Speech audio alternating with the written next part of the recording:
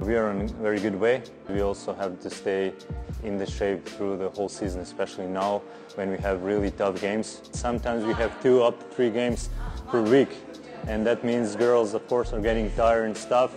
That's why the most important thing for us is just to stay healthy and to try to stay focused and strong.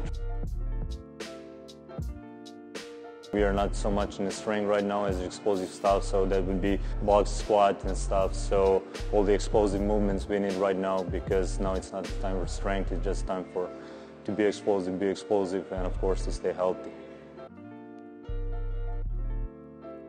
I have a lot of faith in the team. I think they're an incredible group that is strong, especially mentally. Very strong team, and at important moments they can stick together, work as one.